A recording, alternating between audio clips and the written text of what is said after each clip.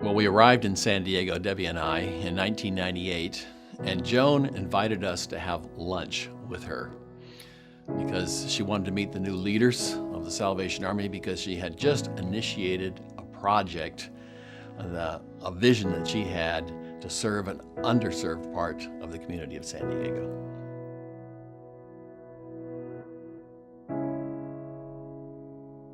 Maureen O'Connor was a friend of the Army. She was the mayor of San Diego. She had helped volunteer on various Salvation Army projects in San Diego, and she was a friend of Joan Kroc. Maureen said to Joan, "Look, there's a part of San Diego that's really underserved." And Joan said, "Really? I've never seen it. Can you show me?" So they went out and they looked at Southeast San Diego, and they realized there really was a need here. And Joan said, "What do you think I should do?" And Maureen said, "Well, we probably need a community center. And if there's someone you can trust with your money to do that, it's the Salvation Army." She called the then divisional commander of San Diego and said, "I'd like to do something for the southeast part of the city. I would like to build a center, and I'd like you to give me a proposal." And this is the story she told us. She told us that when Maureen O'Connor was a young person, she built her self-confidence by swimming. She was actually an Olympic swimmer. When Joan was a young person, she had built her self-confidence by ice skating. And she was born and raised in the Minneapolis area.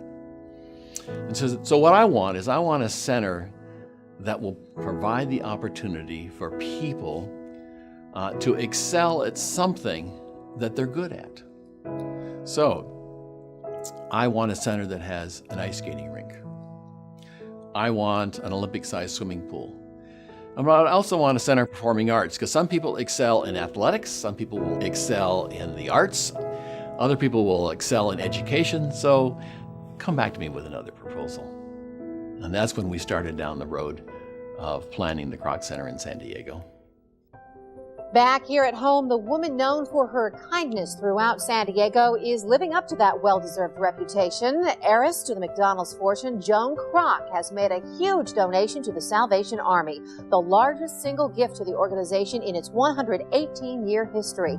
Well, imagine for a moment an Olympic-sized swimming pool and an ice skating rink right here, full of hundreds of children, their parents and grandparents. Well, that's what's in store at this vacant lot at the corner of University Avenue and Aragon Drive.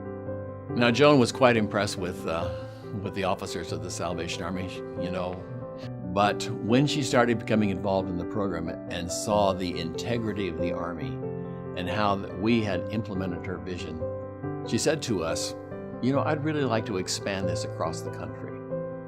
And she said, quite amusing, "How about 200 centers?" And we said, "Oh, do you realize what that would cost?" She said, "Oh, you're right. Let's talk about 20. And so that began a process where she asked us to explore the opportunity to expand these centers across the United States. Some people may ask why Joan chose the Salvation Army. It goes back to the first contact with the Salvation Army was through her husband, Ray Kroc. He was a celebrity bell ringer to the Salvation Army in San Diego. But through the years, Joan was the kind of person who chose her charities carefully, and she wasn't the kind of person that wanted to be solicited. She would look for someone who she thought could fulfill her vision. And her vision was for peace centers, and she did that through Catholic universities, Notre Dame, University of San Diego. Her vision was for National Public Radio. And then again, her vision was for helping people who needed a hand up. And so her friend, Maureen O'Connor, the mayor of San Diego, suggested the Salvation Army was the one whom she might be able to work with. So she came alongside of us. She was really impressed with the integrity of the Salvation Army, with the fact that we would use the money for what she had desired it to be used for, and that we could bring to completion the project that we laid on the table. So she was quite impressed with that first Kroc Center, and that led, of course, to the development of the others across the country.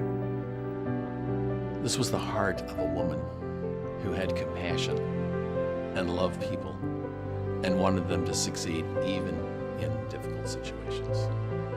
It was a great opportunity I had just to fellowship with Joan, a lady who really was blessed with tremendous resources and wanted to use all of those to help others.